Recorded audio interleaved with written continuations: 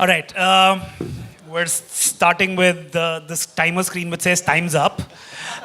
So I'm just a little conscious of the next 30 minutes that we have. Also, quickly, Akash Batra work for Twitter in India. So today's topic is about is mobile engagement dead? And when we started discussing the topic, we wanted to make it a little provocative for sure. And given this session is about engagement, we have to make sure that the session is engaging, right? I mean, goes without saying. So we'll make it a little interesting. What we're going to do is, play this like a debate, right? What ends up happening in most of the panel discussions is we say, let's balance it out. This is also right. That is also right. We should probably do a little bit of this, a little bit of that. But, as a panel, we said we will stay away from that, right? So here's how it's going to look like. And hopefully, we'll make it useful and engaging for everyone on the panel and for you guys as well. This is a debate, not the nation wants to know sort of a debate, much more civil. I've requested all my co-panelists to use constitutional language, and it's parliamentary language and not unparliamentary one. So that's what we're going to do.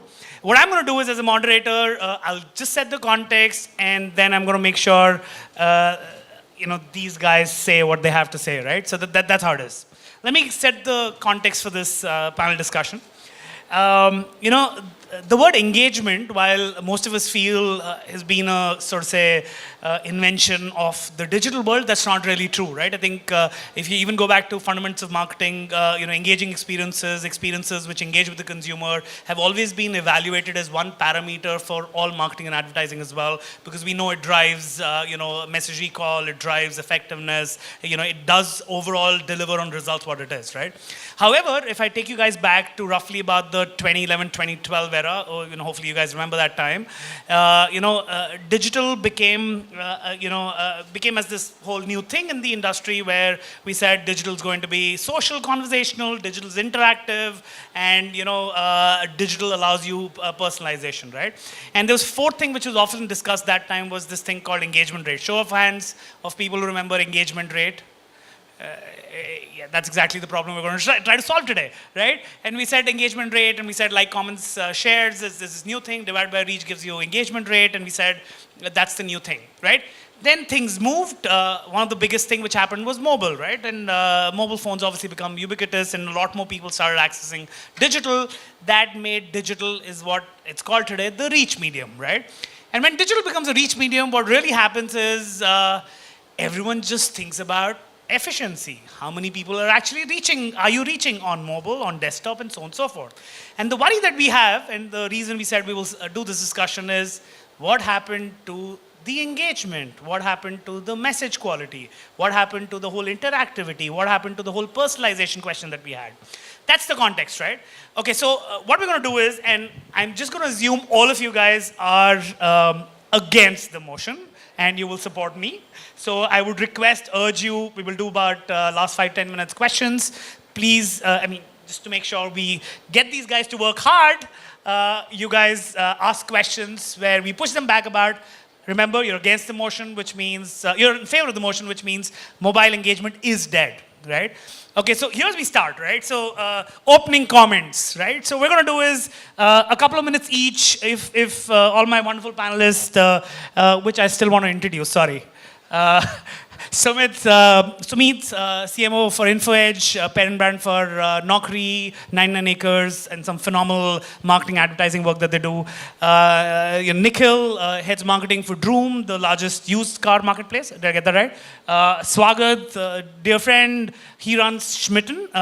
It's one of the largest platforms for trial and discovery of luxury and lifestyle products. Thanks, Swagat. Arvind is the managing director for BBH, and I was just telling him while we're on the thing, interestingly, I had a panel last time, and Subhash from BBH was sitting in exactly that chair. So I think I've always liked to put, exactly, and I know my intention is always to put BBH in a tight spot, and he's going to be on a tight spot today, right? Sorry, so I'm going to come back to the discussion. Nation wants to know, 2 minutes of your opening comments, what do you think engagement is? Tell us what the impact of engagement on business is, and why do you think engagement is not dead? Please. So I'm going to talk on the mobile context, yeah. Because as you rightly said, engagement is an old term, and as marketeers or as business owners, we've always wanted engaged users, right? Our businesses are all on the internet. And what we saw actually was very interestingly that once the mobile came in, when you started, you didn't really feel that the person on the mobile was more engaged than the person on a desktop, right? Because ultimately they were both digital, they were using internet. But there were a lot of things that we needed to do on this screen, not only because it was a small size, but because the mindset of when you are maybe on a small screen versus when you're on a larger screen is also different. So behaviorally, we kept this in mind. We've got a lot of registration forms, etc. First, whether it's Naukri or Jeevan Sathi, we could make it more conversational. Thanks to the mobile today, we have far more enriched profiles, because if you kind of make it conversational and have a step-by-step approach, which mobile allows you to do, I think people give you just so much more information, right? You also touched upon personalization. With the apps, the world, it became very easy to personalize because a lot of people were now logged in all the time. You knew so much more about them. So today, what has happened is in businesses, especially like ours, we feel that the mobile has helped us serve people better.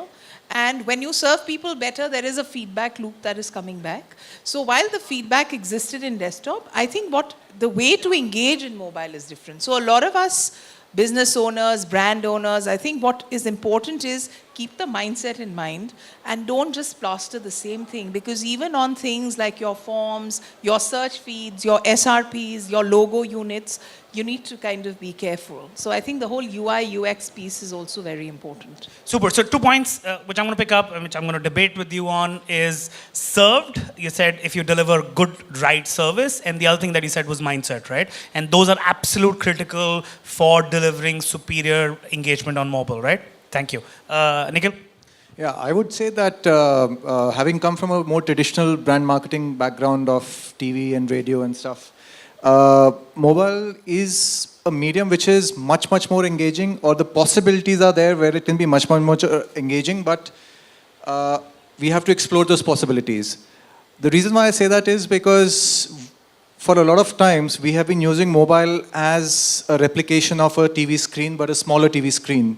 However, the mobile in itself is a much more stronger device. The feedback mechanism which is built in makes it much, much more active. And to pick up the point which even Sumit mentioned, the fact that the way, the mindset in which the consumer is when they're interacting with a mobile versus a TV are significantly different. And when they're interacting with a mobile, their engagement levels are far higher compared to what you can get in any other platform, right? And we were speaking about this, that, it's almost like while TV could be a third party, mobile is actually closer, probably like a wife, probably a mobile knows about me much more than what my wife even does.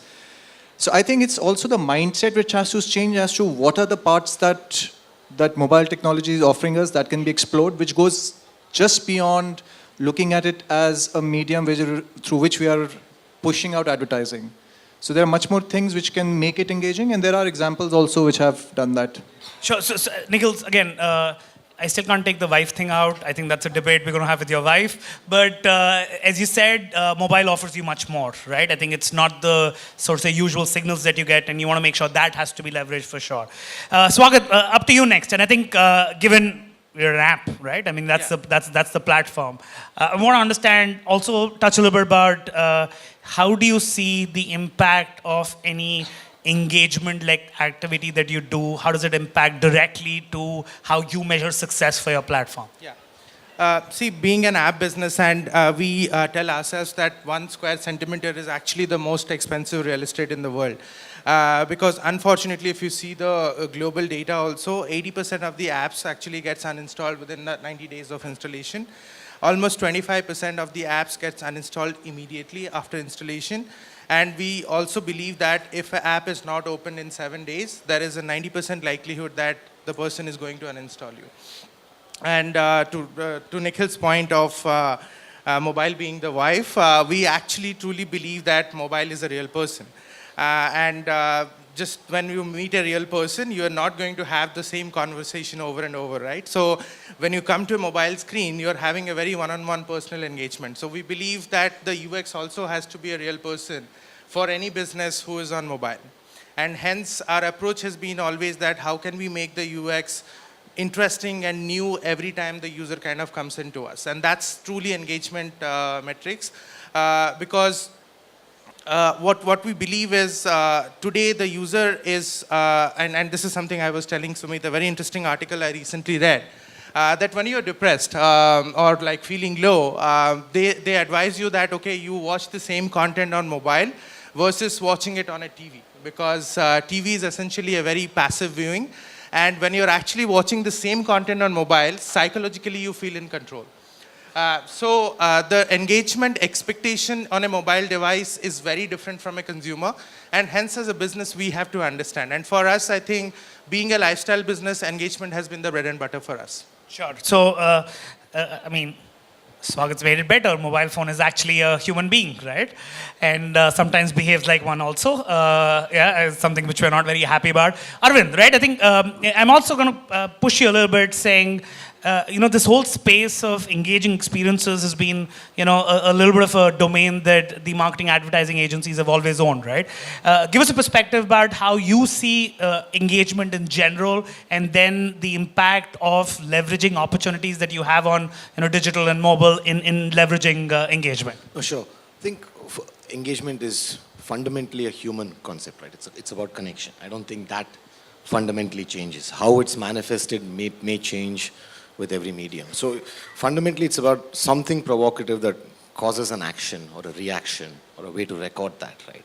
And when we sort of look at anything on the mobile or digital sort of front as well, it is to sort of say that where in the funnel is this piece going to play out? Therefore, what is the appropriate reaction or appropriate action that we need to take? But the approach generally is to convert a business problem into a human problem.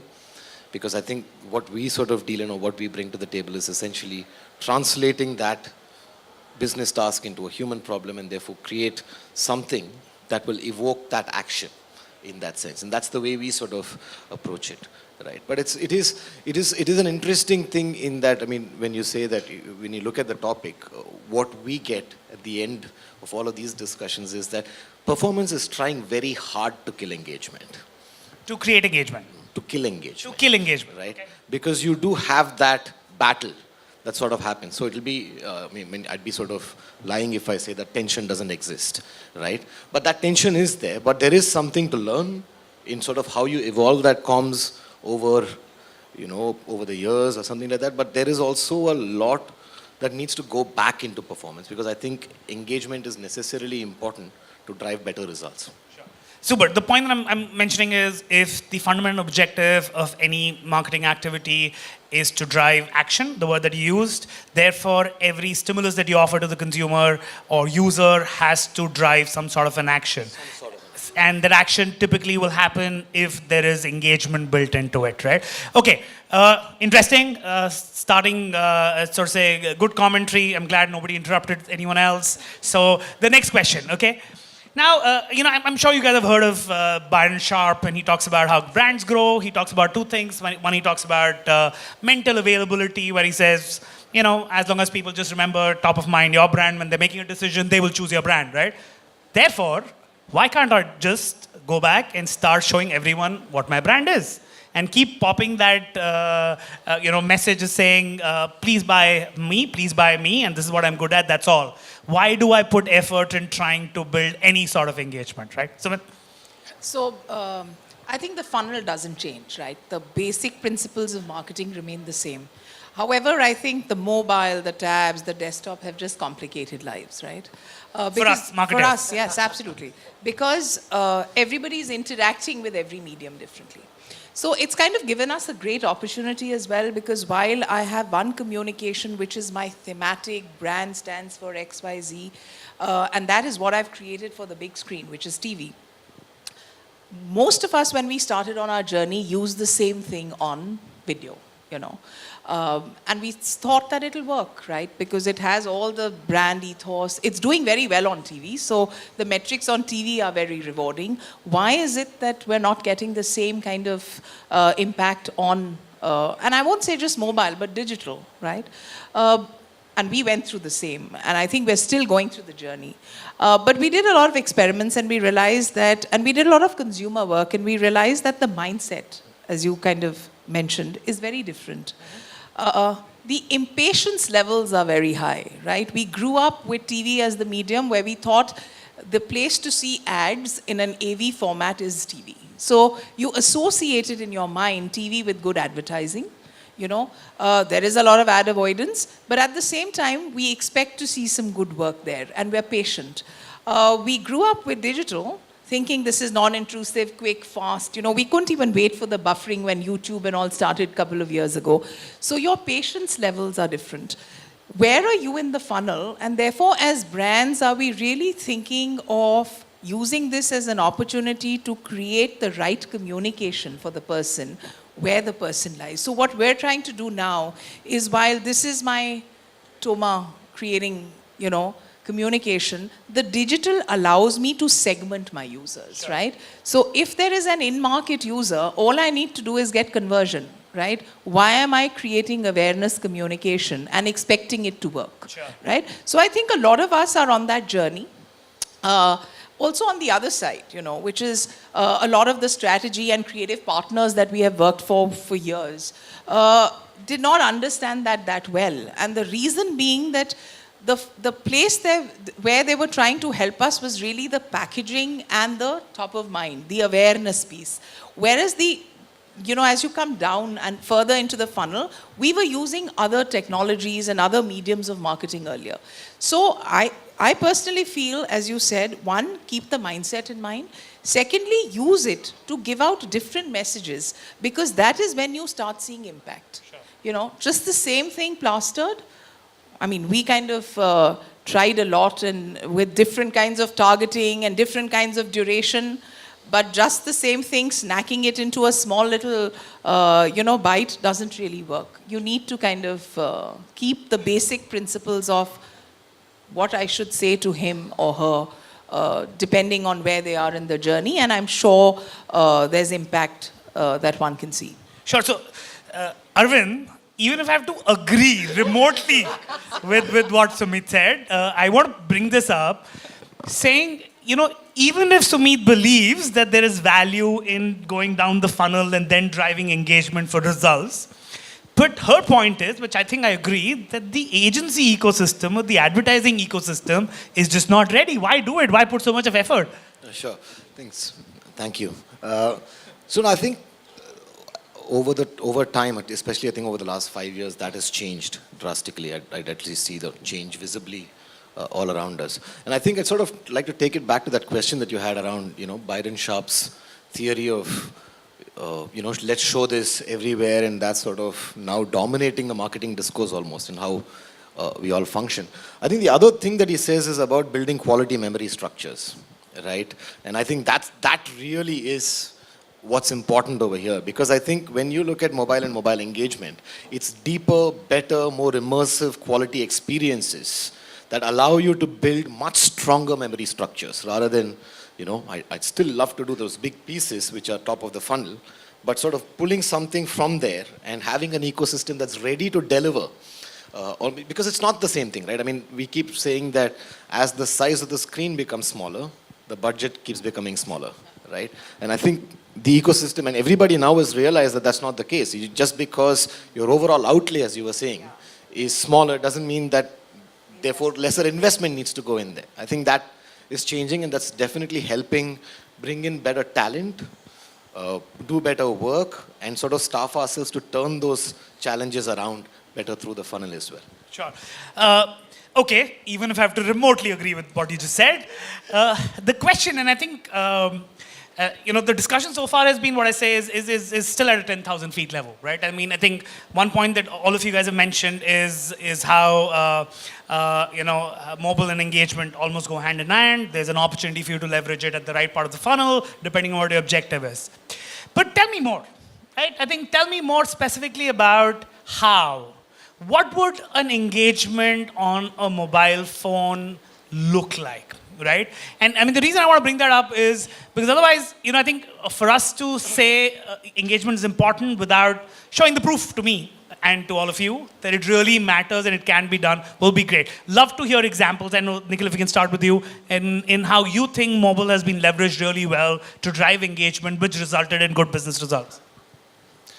So, if I were to break down engagement into its most basic pieces, I would say that it's a system which understands you very well, is able to predict the needs that you're going to come up with even before you were to air them out.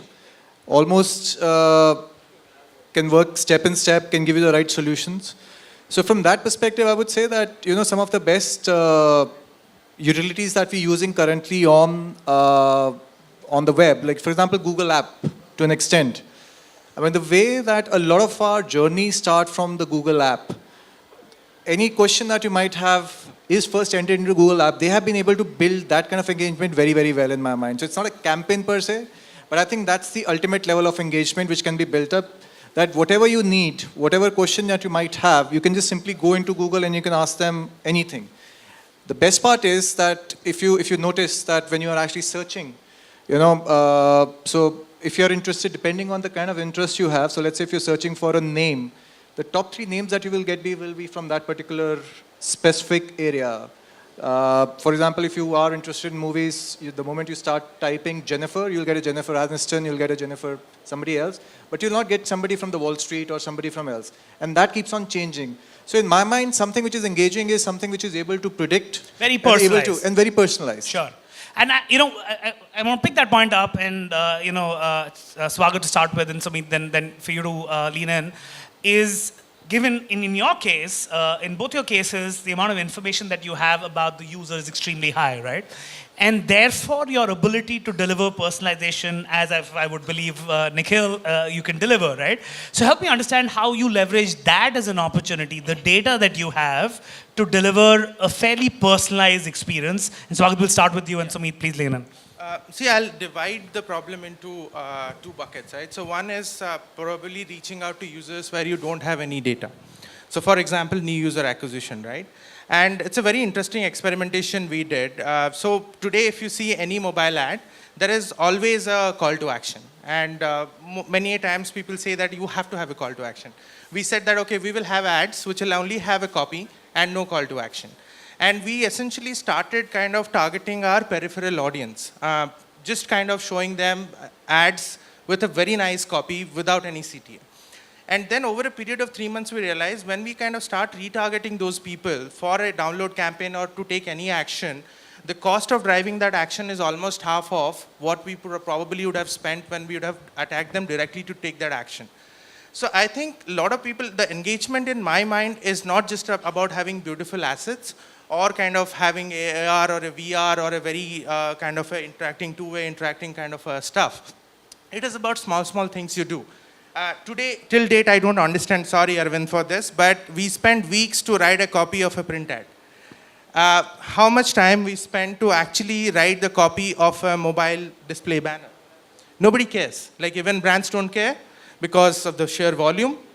The agencies also don't care because, okay, fine, it's a small thing. Print ad, everyone is seeing, front page. Okay. So I think the problem is in both ends in terms of understanding how we can leverage mobile, even doing the same things for a better engagement. The next thing is, again, kind of thinking about your assets. Like, for example, video. Today, unfortunately, a YouTube video is a specific format. When you're shooting a video in a 4K camera, it comes in a specific format, and then you're adapting and all. But today, there are 20 different types of screens, like Instagram video, Insta Stories. Are your videos geared up for Insta Stories? Because otherwise, I'm showing, like today, if you see, 99% of the brands who are advertising on Instagram, you will be seeing like a probably quarter of a screen with the video, because the video size is not adapted to Instagram's specification, and you can actually show the video ad in 3/4 of the screen and the full screen. So these are the fundamental challenges we are, I think, facing as an industry in terms of understanding mobile engagement. And I think all of us have to come together. And we have tried kind of spending a lot of time in designing these creative assets, but beyond a point for a business also, it becomes a little difficult if the ecosystem is not ready. Super. Sumit? So, okay, let me just take an example from Naukri. please. Maybe. So the challenge we're facing is really that the consumer has got used to, just as Nikhil said, the Facebooks and the Googles of the world. He gave a And lovely Twitter, sorry. example. And Twitter, sorry. on personalization. So now two CVs look alike, but the expectation is you should know which companies I would like to apply to. So when we start talking to consumers and say, okay, what are the areas we can improve on, the first big area that comes out and has always come out has been relevance, right? But the whole definition of relevance today has changed. So while relevance earlier meant if I'm an engineer, I should get jobs which are suitable for engineering, today it's if I worked with X, Y, and Z, you should know that the companies that I'll apply to will only be these. Right? And that is not very easy for any algorithm to do. And thanks to, of course, machine learning and deep learning, etc. So how we started serving people is, we started it on the app, and now, of course, it's on all the three interfaces, is while you're applying and while you're searching and while you're spending time, on the fly, how do I change your SRP? And that's not very easy. Because the moment you came and searched for, say, whatever, brand manager, Bombay banks, right? Blah, tra.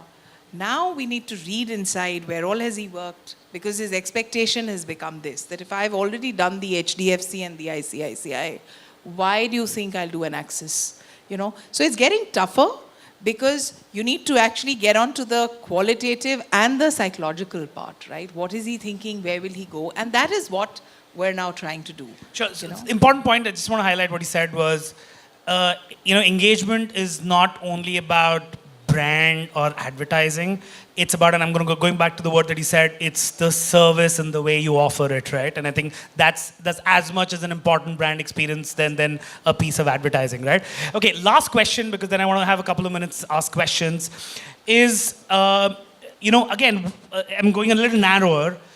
Would you choose platforms on digital to decide which platform delivers what, right? Would you choose a certain set of platforms because you believe they deliver more reach? Or would you choose a certain set of platforms because they deliver more engagement and conversation? And if you do that, how do you kind of decide what message should go where and what should be the output of that? Sumit, again, can we start that? Just go to... So we would. Like